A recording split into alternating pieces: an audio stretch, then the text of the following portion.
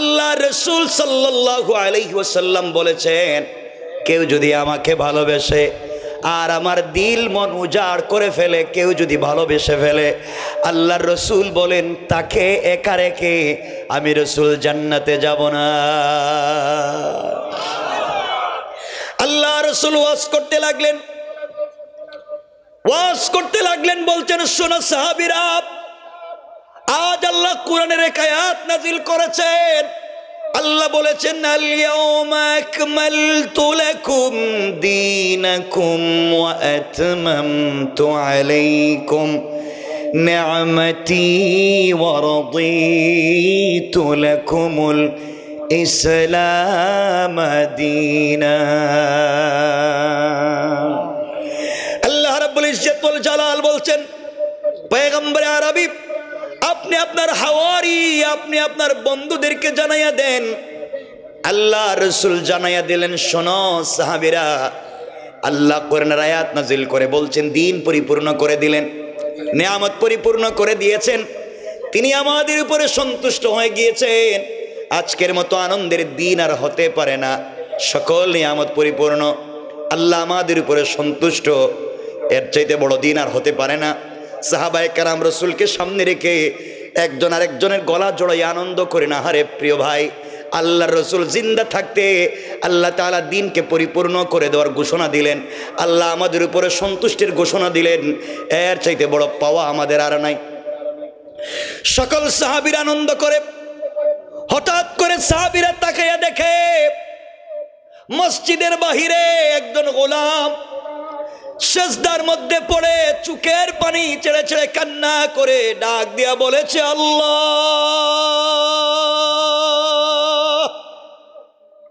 এই পৃথিবীতে আজকের মতো কষ্টের দিন মনে হয় আমার আর নাই। আজকের দিন আমার জিন্দেগির সব থেকে কষ্টের দিন। সাহাবায়ে কেরাম দৌড়াইয়া মুরব্বির কাছে গেলেন, বললেন, মুরব্বি, তোমার জন্যে কোনোদিন আমরা ঠিকমতো আনন্দ পর্যন্ত করতে পারি না, তুমি আমাদেরকে ভালো করে আনন্দ করতে দেও না, আজ তুমি কান্না করো কেন? রাসূল তো কোনো কান্নার কথা বলে নাই, আল্লাহর নবী কান্নার কোনো ওয়াজ করে নাই, কেন তুমি কান্না করবে বলো? মুরব্বি ডাক দিয়া বলেছে, ও সাহাবীরা, আজকে নবীজি যে কথাগুলা বলছে তোমরা সেই কথাগুলো বুঝো নাই, তোমরা আনন্দ করো, তোমাদের আনন্দে আমি বাধা দেই না, কিন্তু তোমরা আমাকে কাঁদতে দাও, আমার কাদায় তোমরাও বাধা দিও না। সবাই মিলে বলছে, বলো না, রাসূল যদি কান্নার কোনো কথা বলে থাকে আমরাও কাঁদব, কিন্তু রাসূল তো কান্নার কোনো কথা বলে নাই। সাহাবী ডাক দিয়া বললেন, শোনাব, ও মুসলমানেরা শোনাব, এই জন্য আমি কান্না করি।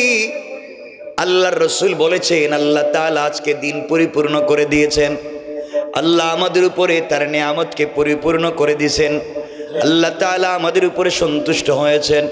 ও মুসলমানেরা, পৃথিবীতে কোনো মানুষ যদি, মালিক যদি কোনো মিস্ত্রিকে, কোনো ইঞ্জিনিয়ারকে একটা বাড়ি বানাবার পারমিশন দেয়, বাড়ি বানাবার জন্য দেয়, বাড়ি যখন কমপ্লিট হয়ে যায় মালিকের কাছে ইঞ্জিনিয়ার চাবি সমঝাইয়া দেয়, এরপরে মালিক পয়সা দিয়া ইঞ্জিনিয়ারকে, মিস্ত্রিকে বাড়ি থেকে বের করে দেয়, কেউ আর রাখে না, কারণ মালিকের কাজ কমপ্লিট, ইঞ্জিনিয়ারের কাজ কমপ্লিট, বাড়ি কমপ্লিট হয়ে গিয়েছে, তুমি চলে যাও, থাকবার দরকার নাই। ও মুসলমানেরা, এই জন্য আমি কান্না করি। আল্লাহর রাসূলকে আল্লাহ তাআলা পৃথিবীতে প্রেরণ করেছেন দিনকে পরিপূর্ণ করবার জন্যে, নিয়ামতগুলোকে পরিপূর্ণ করবার জন্যে। আজ যেহেতু দিন পরিপূর্ণ হয়ে গিয়েছে, নিয়ামত পরিপূর্ণ হয়ে গিয়েছে, ওই দিন পরিপূর্ণ করার যে ইঞ্জিনিয়ারের মিস্ত্রি ছিলেন মুহাম্মদুর রাসূলুল্লাহ, তার তো আর পৃথিবীতে থাকবার দরকার নাই, কারণ দিন তো পরিপূর্ণ। আমার মন বলতেছে আমার রাসূল আজকে অনানুষ্ঠানিকভাবে আমাদের কাছ থেকে বিদায় নিয়েছেন, আর বোধহয় বেশি দিন পৃথিবীতে বাঁচবেন না, কারণ রাসূলকে পৃথিবীতে পাঠাবার একমাত্র মিশন ছিল দিনকে জিন্দা করা, দিনকে পরিপূর্ণ করা, নিয়ামতকে পরিপূর্ণ করা, উম্মতদের উপরে রব সন্তুষ্ট হয়ে যাওয়া। আল্লাহ আজকে সব ঘোষণা যখন করে দিয়েছে, মনে হলো রসুল আর থাকবেন না। সাহাবায়ে কেরাম বলেন, নবী যদি এমন কোনো কথা বলেন নাই। ও সাহাবী, সত্যি যদি নবীজি এমন কোনো ওয়াজ করে থাকেন, চলো না সকলে মিলে যায়, রসুলকে জিজ্ঞাসা করো রসুল কেমন কথা বলছেন। সবাই মিলে রসুলকে ধরেছে, রাসূলুল্লাহি ইয়া হাবিবাল্লাহ, পয়গম্বর আরবি, আপনার কাছে জানতে চাই, আপনি বলেন না, আপনি কি আজকে ওয়াজ করেছেন পৃথিবীতে আর থাকবেন না? আপনি নাকি আনুষ্ঠানিকভাবে আপনি আমাদের কাছ থেকে বিদায় নিয়েছেন। ইয়া রাসূলুল্লাহ, আপনার কথার থেকে তো আমরা কিছুই বুঝতে পারলাম না। আল্লাহর রাসূল বলছেন, ও সাহাবীরা, বলো না তোমাদেরকে এই কথাগুলা কে বুঝাইয়া দিল? আমি রাসূল তো এমন কোনো কথা পরিষ্কার করে বলি নাই, আমি তো শুধু আল্লাহর দেওয়া কথাগুলা তোমাদেরকে বলছি, কে তোমাদেরকে বুঝাইল? সকল সাহাবীরা বলছেন, ইয়া রাসূলুল্লাহ, এই যে মসজিদের বাহিরে এক মুরব্বী হাউমাউ করে কান্দে, তার কান্না আমাদের সহ্য হয় না, কিছু হলেই কান্দে। ও আমাদেরকে বলছে আপনি আজকে ওয়াজের মাধ্যমে এই কথাই বুঝাইছেন। আল্লাহর রাসূল মিম্বরে দাঁড়িয়ে গেলেন, আর তাকাইয়া দেখতে চাইলেন কে রে এই মুরব্বী, আবার কে কে এমন ওয়াজ পাবলিককে বুঝাইয়া দিয়েছে। রাসূল তাকাইয়া দেখেন, ও আর কেউ না, আর কেউ না, তিনি হলেন রাসূলের কলিজার টুকরা প্রিয় সাহাবী, যার নাম হযরতে আবু বকর।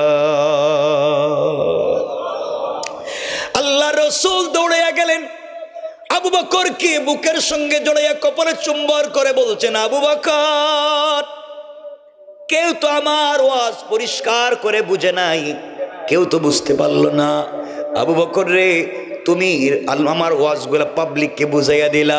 ও আবু বকর, দুনিয়ায় যে যেভাবে আমাকে ভালোবেসেছে আমি তাদেরকে ভালোবাসার প্রতিদান দিতে পারছি, কিন্তু আবু বকর, তোমার ভালোবাসা মোহাব্বতের কোনো প্রতিদান দিতে পারলাম না। এই মুহূর্তে আমি রাসূল জানাইয়া দিলাম আল্লাহ তাআলার কাছে, আল্লাহ, আমার আবু বকরের প্রতিদান দুনিয়ার জমিনে দিতে পারলাম না, ইন্তেকালের পরে আমি যে জান্নাতে যাব, যেখানে আমি থাকব, আমার বন্ধু আবু বকরকেও তুমি দুনিয়ায় যেমন আমার সাথে রাখছো, আখিরাতেও বন্ধুকে তুমি আমার সাথে রাখবা। পড়েন না সুবহানাল্লাহ। বরং নিজেই তার দিকে ঘুরে যেতেন। আল্লাহর রাসূল সাল্লাল্লাহু আলাইহি ওয়াসাল্লাম চরিত্রটা কেমন করেছেন পৃথিবীর জমিনে, কেউ তার কাছে কোনো জিনিস বলেছে, কোনো দিনও কোনো মানুষ তার দুশ্মনও তার কাছে এসে কষ্ট পেয়ে যায় নাই। আর আমরা যেমন হয়ে গিয়েছি, দুশ্মন তো আমাদের কাছ থেকে কষ্ট পায়, এমনকি আমাদের মা বাবা ভাই বোনও নিজের সন্তানকেও নিজে কষ্ট দেয়।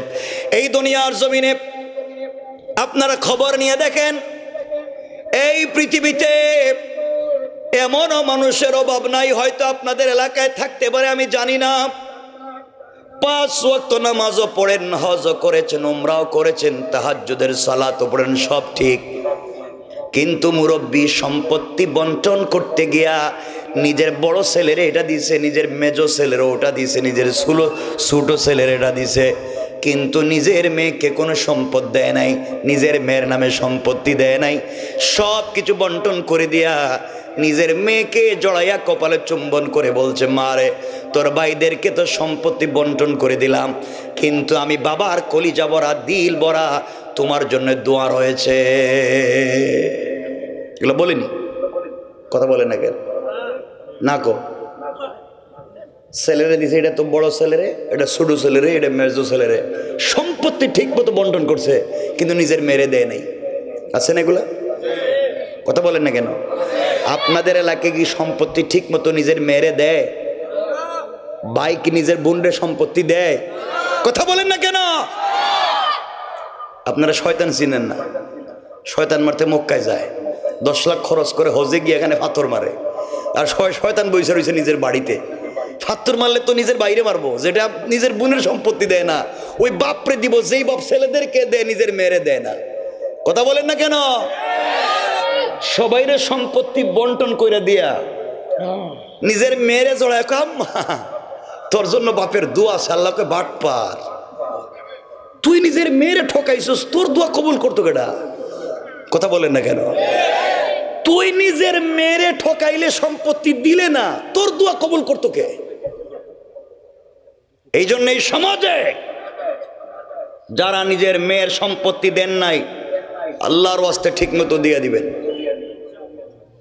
ইনশাল্লাহ। কি কইতা না ওই যে বাচ্চারা ইনশাল্লাহ কইতেছে, হ্যাঁ এখনো বিয়া করে নাই, হ্যাঁ বিয়া করবো, বাচ্চা হইব, এরপরে সম্পত্তি দিব, হ্যাঁ এখন ইনশাল্লাহ।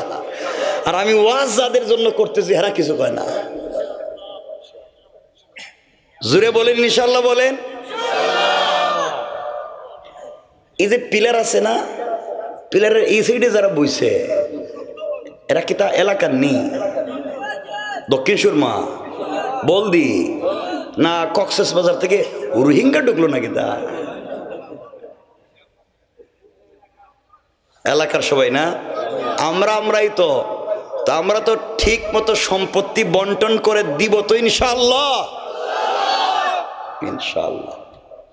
এই ছেলেরা হাসতেছে দেখি, এরা তোমার চুলের কাটিং এমন কেন? মনে হইতেছে এটা বাংলা লিঙ্ক কাটিং, কিন্তু চশমা লাগাইছে। এই দেখো মধ্যখানে আছে, সাইডে দিয়ে নাই, মনে হয় ছাগলে ঘাস খাইছে আর মাঝখানে জমা করে থুইছে। হেডে কি করলো? ওরে বাপরে বাপ, কি ডিজাইন করছে, ভিতরে কি চলতেছে আল্লাহই জানে।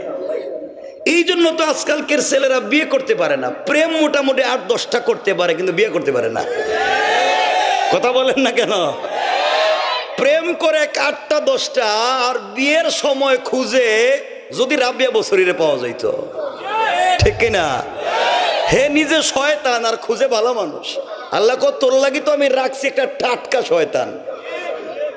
এজন্য আজকালকে দেখছি স্বামীর, আজকালকে মহিলারা গ্রামগঞ্জে দেখবেন আগে তো স্বামী বউরে ফিরতো, এখন বউ স্বামীরে ফিরে, ঠিক কিনা?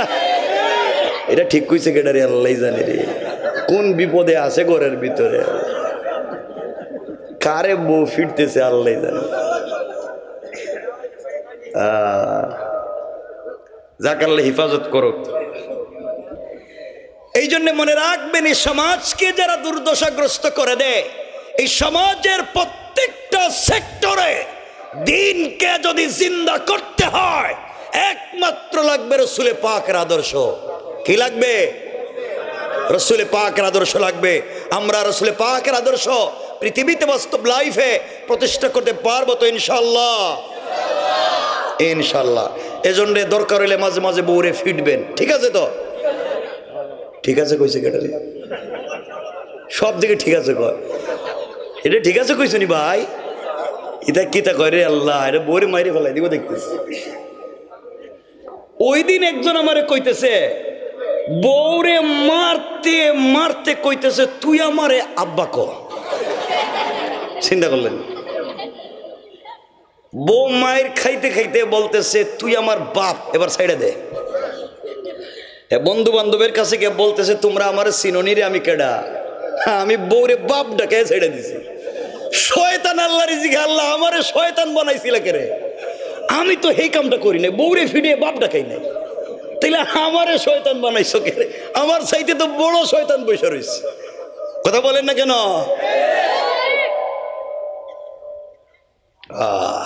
এই জন্য মহিলারাও আজকালকে যদি কোনো স্বামী তার স্ত্রীর মোহাব্বত করে ভালোবেসো, মুখে উঠে কোনো জিনিস দেখো বউ তোমার ভালোবেসে দিতেছি খাও, বউ খাইতে চায় না, কারণ বউ মনে করতেছো বিষ খাওয়াই মাইরা ফেলাইব, ঠিক না?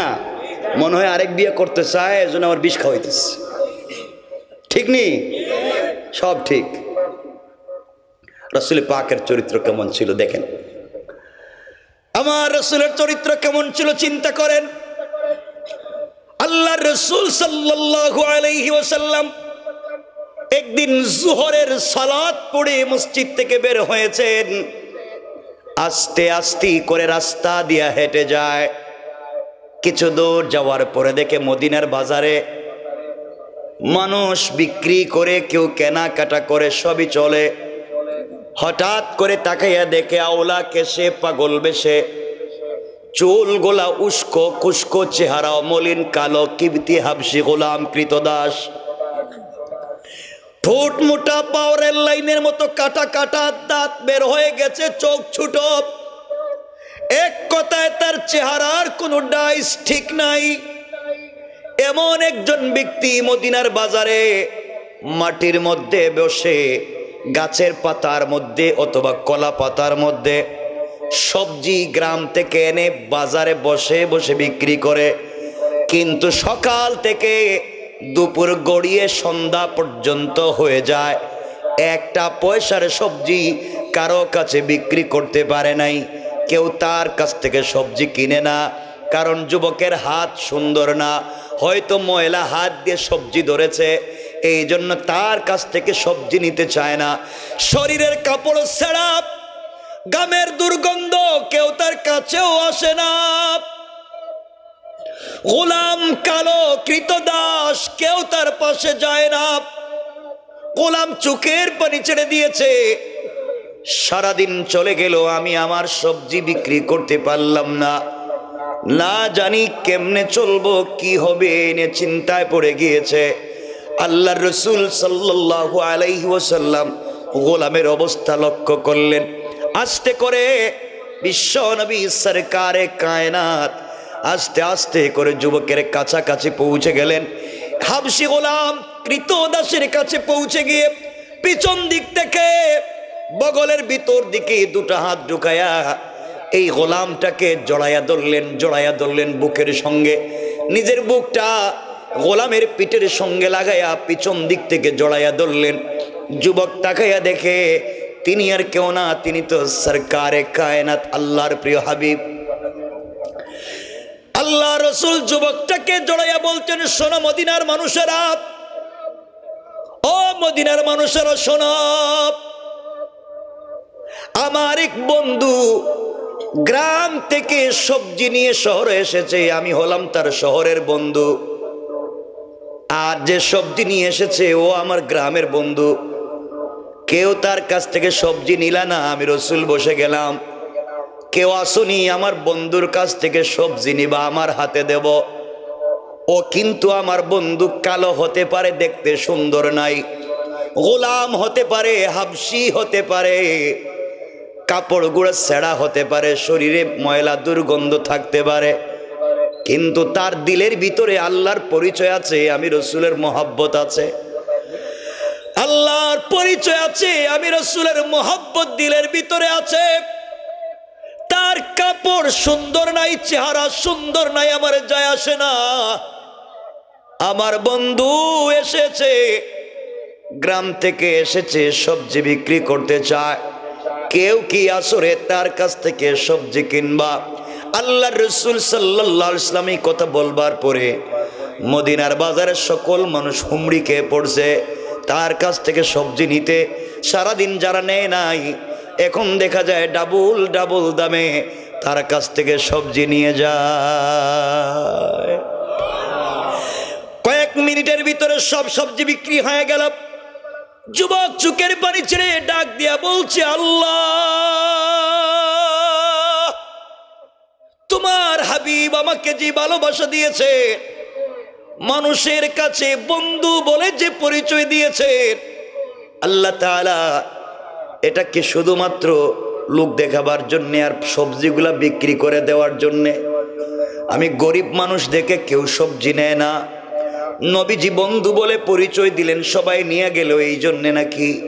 ইয়া রাসূলুল্লাহ, ইয়া হাবিবাল্লাহ, আপনার কাছে আমি জানতে চাই, সত্যি কি আপনি আমারে ভালোবাসেন? সত্যি কি আমি আপনার বন্ধু? আপনি বলেন না। আল্লাহর রাসূল বলছেন, আমি তো বললাম তুমি আমার বন্ধু।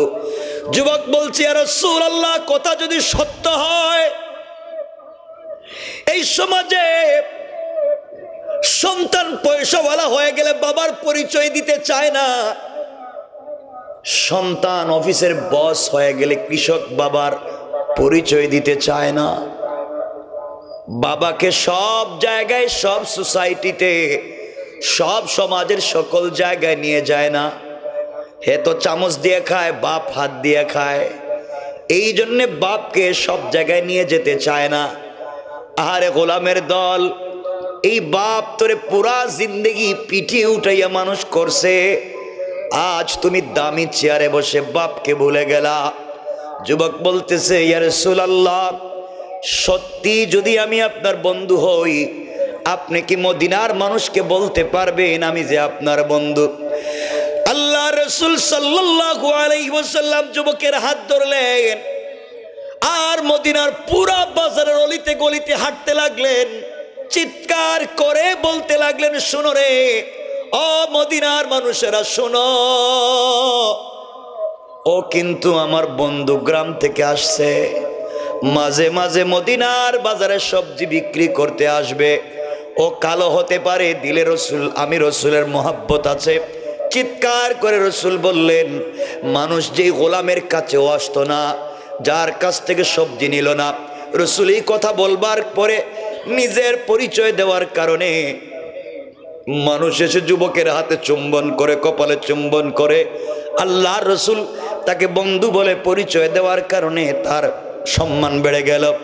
আল্লাহ রসুল ডাক দিয়ে বলছেন, যুবক তুমি যদি ইন্তেকাল পর্যন্ত তোমার দিলের ভিতরে আল্লাহর মোহাব্বত, আমি রসুলের মোহাব্বত রাখতে পারো, আমি রসুল কথা দিলাম তোমার ইন্তেকালের পরে আমি নবীজি জান্নাতের যেই জায়গায় যাব, আমিও আমার ইমানদার বন্ধুকে ফেলে রেখে যাব না।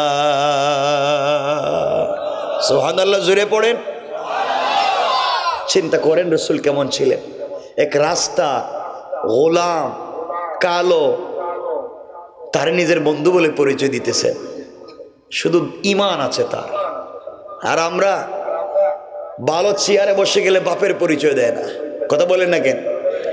ছেলে বড় অফিসার, বাপ গ্রাম থেকে গেছেন, দরজায় দাঁড়ায় দাঁড়ায় অপেক্ষা করতেছেন, ওখান থেকে দেখছে ছেলে, ক্যামেরায় দেখছে যে আমার বাপ আসছেন, দারোয়ানকে বলে দিছে গ্রাম থেকে একটা মুরব্বী আসছে, 500 টাকা দিয়ে বিদায় করে দিও। বাপ বলে পরিচয় দেয় না, কারণ বাপ যে লঙ্গি পরে, বাপ যে চেহারা সুন্দর না, বাপ যে কৃষক ছিলেন। খবরদার, তুমি কাবা ঘরের ইমাম হয়ে যাও, তুমি বনি ইসরাইলের পয়গম্বর মুসা হয়ে যাও, কিন্তু মা বাপের কেউ যদি তোমার উপরে সরিষার দানা পরিমাণ সন্তুষ্ট থাকে, তুমি জাহান্নামী, তুমি জাহান্নামী, তোমাকে কেউ জান্নাতে নিতে পারবে না। আজকালকে আফসোস হয়, মায়ের 3 আঙ্গুল পেট, এই পেটে 4টা-5টা সন্তানের জায়গা হয়, কিন্তু 4টা-5টা সন্তান বড় হইয়া 4টা-5টা বাড়ি বানায়, কিন্তু এই বৃদ্ধা মায়ের আর জায়গা হয় না। কথা বলেন না কেন? মা বাড়িতে বাড়িতে ঘুরতে হয়। আফসোস, ধিক্কার তোমাদের, যেই বাবা একা 4টা-5টা সন্তানকে নিজে না খাইয়া মানুষ করে, পড়ালেখার খরচ দিয়ে বড় করে, এই 4টা-5টা সন্তান বড় হইয়া এক বৃদ্ধ বাবার হাত খরচের পয়সা দিতে পারে না। কথা বলেন না কেন? বাপ চার দোকানে গিয়ে বসে থাকে, চা খাওয়ার পয়সা নাই, আর তার ছেলে রেস্টুরেন্টে বন্ধু বান্ধবদের সাথে আড্ডা দিয়ে 5-10 বিল তুলে ওয়েটারকে টিপসের নামে 500 টাকা দিয়ে দেয়, তার বাপকে 10 টাকা দিতে পারে না। কথা বলেন না কেন? এদেরকে ফিটানো দরকার। তোরা বাপের সঙ্গে খারাপ ব্যবহার করে মানুষ হলি কেমনি? এমন অনেক যুবক আছে, বিয়ের আগে মা বাপরে দেখতে পারে, বিয়ের পর আর দেখতে পারে না। বিয়ের আগে মারে জিজ্ঞেস, আম্মা তোমার ডায়াবেটিস কেমন হয়েছে, বাবা তোমার প্রেশারটা কি ঠিক আছে, আমি যতদিন বাইচা আছি বিদেশ থেকে টাকা পাঠাবো, তোমরা সুখে থাকবা।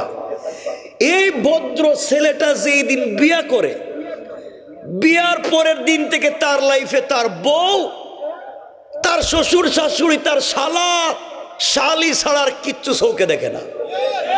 কথা বলেন না কেন? কত বড় টাটকা শয়তান।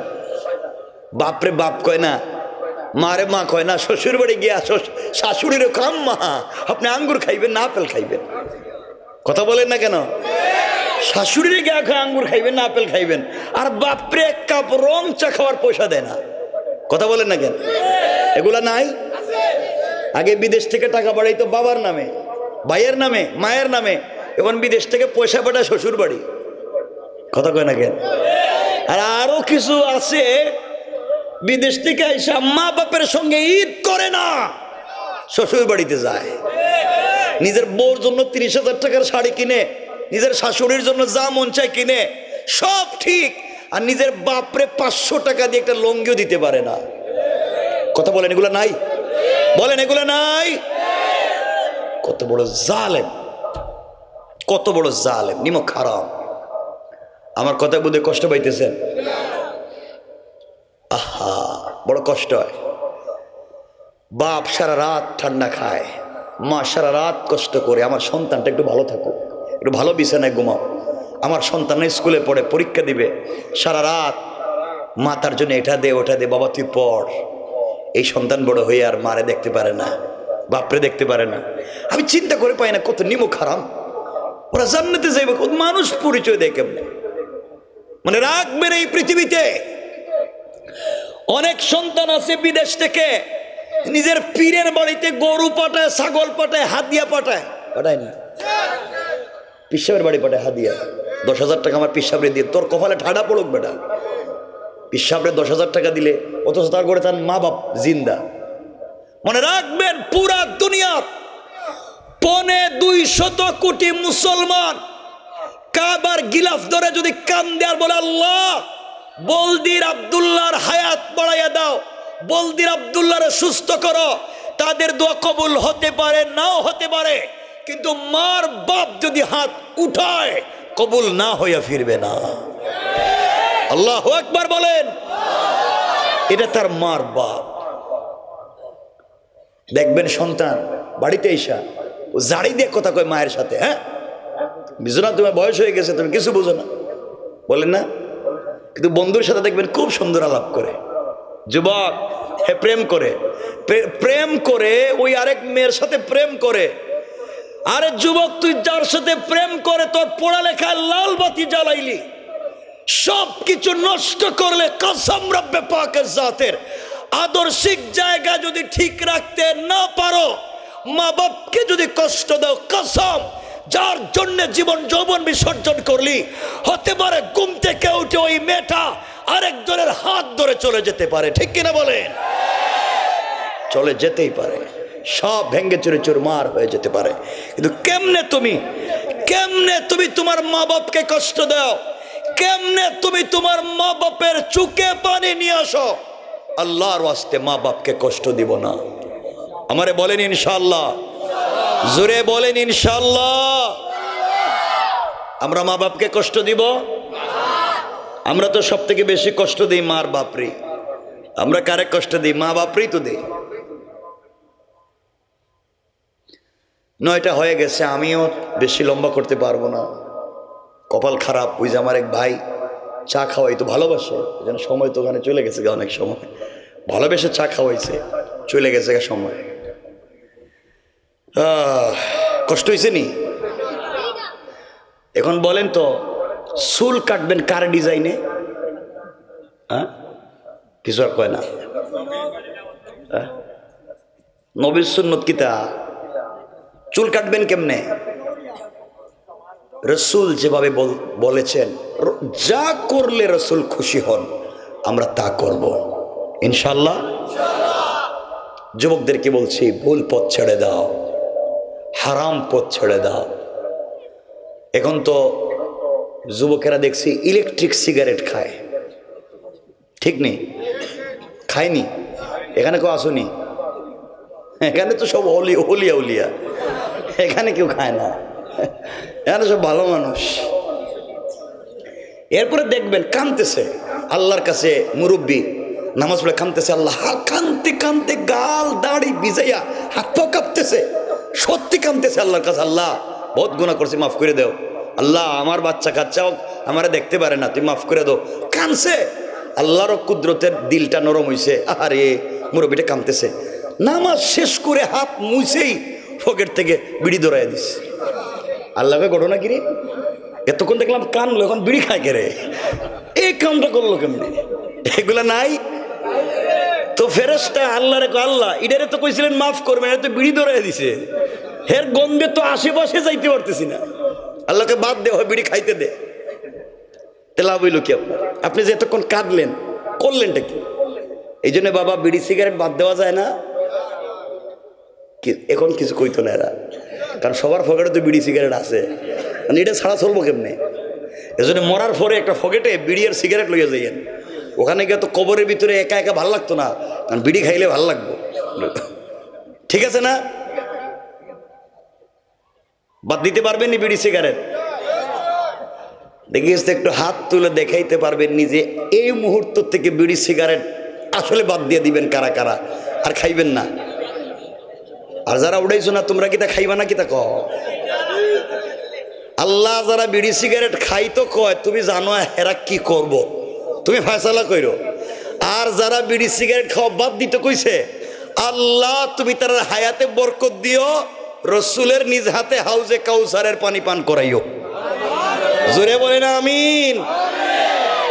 বিড়ি খাওয়া সিগারেট খাওয়া বাদ দেও, এগুলো ভালো না। এই ছেলেরা তোমরা খাওনি না? তোমরা তো ভালা, তোমরা যে ভালা, তোমরা তখন বাবা খাও, বাবা বাবা নিয়ে ঘুরে মসজিদে গিয়ে নামাজে, জুম্মা নামাজে এক বন্ধু আর এক বন্ধুর দোস্ত নামাজের পরে কিন্তু ভগড়ে আছে, আয় বটতলায় খাই মনে। চিন্তা করেন মসজিদে গিয়া ফেরেশতা আল্লাহরে জিজ্ঞাসা, আল্লাহ এটা কি জিনিস? হে মসজিদে বাবা খাইতো কয়। এগুলো বাদ দিতে হবে। আরে ভাই তোমরা যে জিনিস মজা পাও, আমরাও তো মজা থাকলে খাইতাম, আমাদেরকে বাধা দিছে কে? পয়সা থাকলে আমি খাইমু, তুমি কে? কিন্তু খাচ্ছি না কেন? ওই যে রব বলেছেন এটা ভালো না, রসুল বলেছেন এটা ভালো না, এই যে রসুলকে ভালোবাসি, আল্লাহকে ভালোবাসি, এটা বাদ দিয়ে দিয়েছি। তা তুমি পারবা না? ইনশাল্লাহ কেউ আর কয় না। অনেক আছেন এমন সারাদিন কষ্ট করে রোজা রাখে, শুধু অপেক্ষা করে ইফতারের আজান কখন হইব, আজান হইলে মানুষ পানি খায়, কুলি করে, হে বিড়ি ধরে দেয়, ওইটা ছাড়া হুজুর হইতেছে না, বহুত কষ্টে ছিলাম এতক্ষণ। এগুলো আসে না? সেহরি পবিত্র, পৃথিবীর সব থেকে পবিত্র খাবার সেহরি। মুরব্বী সেহরি খাইছে, সেহরি খাইয়াই কয় মিনিট আছে, কয় 1 মিনিট, কয়টা বিড়ি দে, 1 মিনিট আছে, বিড়ি অর্ধেক খাই, কথা কন না কেন? আল্লাহকে ঘটনা কি, ও তো ভালো জিনিস খাইছিল আগে সেহরি, এখন বিড়ি দৌড়াইল কেন? এগুলো আমরা বাদ দিতে পারবো তো ইনশাল্লাহ? সবাই কয় না ইনশাল্লাহ, এখনো কয় না অনেকে, কেউ তো মুখ বান্ধা রাখছে। আল্লাহ আমাদের হেফাজত করুক, এগুলো আমরা বাদ দিব ইনশাল্লাহ। এখন তো শুনছি মেয়েরাও নাকি খায় বিড়ি, ঠিক আছে নি? আপনাদের এলাকায় খায় না কেউ? জিনা, তুমি কয়জনের বাড়িতে গেছো? জিনা খায়। এখন ছেলেদের চাইতে মেয়েরা বেশি খায়, আর এরা ইলেকট্রিক সিগারেট খায়, ঠিক না? আর আমি যাই না শুনে কইতেছি, ইউনিভার্সিটিতে এখন মেয়েরা গাঁজা, বাবা, ইয়াবা, ফেন্সিডিল সব খায়। এমন কি কত নাম কইতাম না, কত জিনিস খায়, নাম কইতাম না, হুজুরিটা জানলো কেমনে? এবারে আরো কোন কথা কয়া ভালো লাগবো, কত কিছু খায় এখন। আল্লাহ হেফাজত করো, বলেন না আমিন। বাদ দিতে পারবো তো? পরিবারকে সুন্দর করবো তো? পরিবারে খারাপ সমস্যা হয় কেন? সন্তানরা খারাপ হয় কেন? ওই যে স্বামী স্ত্রী সম্পর্ক ভালো না। পরিবারে যদি স্বামী স্ত্রীর সম্পর্ক চমৎকার হয়, খুব অমায়িক হয়, ভালোবাসাপূর্ণ হয়, হৃদ্যতাপূর্ণ হয়, খুব নরম হয়, সন্তান মা বাপের আচরণ দেখে শিখে, কথা বলেন না কেন? সন্তান পেটে থাকতে মা যা দেখে সন্তানের উপরে তার প্রভাব পড়ে, মা যা দেখে, মা যা খায়, সন্তানের উপরে তার প্রভাব পড়ে। এখন দেখবেন আজকালকে সন্তানেরা খুব অ্যাগ্রেসিভ আচরণ করে, এর পিছনে কারণ হচ্ছে মা বাপ। একজন আর একজনকে মা বাপ তো সহ্য করতে পারে না। স্বামী স্ত্রী মনে করে এই পৃথিবীতে সব থেকে বড় দুশ্মন আমার বউ, আর বউ মনে করে এই পৃথিবীতে সব থেকে বড় দুশ্মন আমার স্বামী। একটারে সহ্যই করতে পারে না, কিছু বললেই মাইল লেগে যায়, কিছু বললেই যুদ্ধ, কথা বলেন না কেন? এগুলো আপনাদের এলাকায় আসেনি? আসেনি? নাই? এটা কি তারে নাই কইতেছে? হ্যাঁ, একজন আর জন্য ফিরতে শুরু, মায়ের কারে কয়, সন্তানের এগুলা দেখে। এই জন্য আমরা এগুলা করবো না ইনশাল্লাহ। দেখেন না রাসূল পাক সাল্লাল্লাহু আলাইহি ওয়াসাল্লাম এবং হযরতে খাদিজা, স্বামী স্ত্রীর সম্পর্ক কত ভালো ছিল, চমৎকার ছিল। আল্লাহ তাআলা তাদের ঘর থেকে জন্ম দিয়েছেন পৃথিবীর সব থেকে দামি নারী হযরতে ফাতেমা। সুবহানাল্লাহ বলেন না? স্বামী স্ত্রী সম্পর্ক কত ভালো ছিল। হযরতে ফাতেমা, হযরতে আলী, স্বামী স্ত্রী সম্পর্ক কত ভালো ছিল। আল্লাহ তাদের ঘরে জন্ম দিয়েছেন হাসান, হযরতে হুসাইন। সুবহানাল্লাহ বললেন না? আর আমাদের মায়েদের ঘর থেকে জন্ম নেয় বল্টু। হ্যাঁ, রাস্তায় বাইরে কয় যা আছে দেন, যা আছে দিয়ে দেন। অন্ধকার রাস্তা দেখে না চান্দাবাজি করে না? তেলিবাজার না, তেলিবাজারে কহ হুজুর গাড়ি থামান, সালাম আলাইকুম, যা আছে দিলান। তুমি কে? আমার চিনে নানি, আমি তো এই কামলা। এই তো আমাদের কারবার চলতেছে। এই জন্য পরিবারকে সুন্দর করেন, স্বামী স্ত্রী সম্পর্ক ভালো করেন ইনশাল্লাহ। কেমনে করবেন? স্বামী স্ত্রী সম্পর্ক ভালো করবেন কেমনে? কিছু কয় না, আমার সাথে একটু কথা বলে না, কয়েক মিনিটই তো। স্বামী স্ত্রীর সম্পর্ক ভালো করবেন কেমনে? হ্যাঁ, শোনেন, একজন আরেকজনকে বুঝবেন, একজন আরেকজনকে বুঝবেন, একজন আরেকজনকে সম্মান করবেন, ভালোবাসবেন। রাসূল সাল্লাল্লাহু আলাইহি ওয়াসাল্লাম তাই করেছেন। আম্মা জান আয়েশা বলেন, আমি রাসূলের ঘরে আসার পরে কোনোদিন নিজের হাতে খাবার খাই নাই। সারা জিন্দেগি নবীজি আমার নিজের হাতে খাইয়ে দিয়েছেন, আর আমি নবীজিরে খাইয়ে দিয়েছি। না সুবহানাল্লাহ, এটা কালকে কইেন সুবহানাল্লাহ জোরে কোন। নবীজি বলেন পুরা জিন্দেগি আয়েশা আমারে খাওয়াইছে আর আমি আয়েশারে খাওয়াইছি। আয়েশা বলেন আমি যতদিন রসুলের ঘরে ছিলাম, রসুল জিন্দা ছিলেন, পুরা জিন্দেগি আমি রসুলরে গোসল করাইছে, রসুল আমারে গোসল করাই দিছে। সুবহানাল্লাহ জোরে বলেন। স্বামী স্ত্রীর সম্পর্ক কেমন ছিল? আম্মা জান আয়েশা বলেন, আমরা দুইজন মানুষ স্বামী স্ত্রী, ঘরে বালিশ একটা, এক বালিশে কয়জন ঘুমায়? একজন। আম্মা জান আয়েশা বলেন আমরা দুইজন একই বালিশে ঘুমাইতাম, একই কম্বলের নিচে ঘুমাইতাম, একই প্লেটে খাইতাম, একই গ্লাসে পানি পান করতাম। দুইজন মানুষ, কত ভালোবাসা ছিল। আর আমাদের দেশের স্বামী স্ত্রী একই ঘরে, একই রুমে, একই বেডে ঘুমায়, একই বেডে ঘুমায়। একজন পূর্ব দিকে মুখ দিয়া, একজন পশ্চিম দিকে মুখ দিয়া, আর মধ্যখানে ব্যারিকেড দিয়ে কুল বালিশ দিয়া। কথা কন না কেন? কয়টা রাশিয়া, এটা ইউক্রেন, আর বর্ডার হইল গিয়ে কুল বালিশ।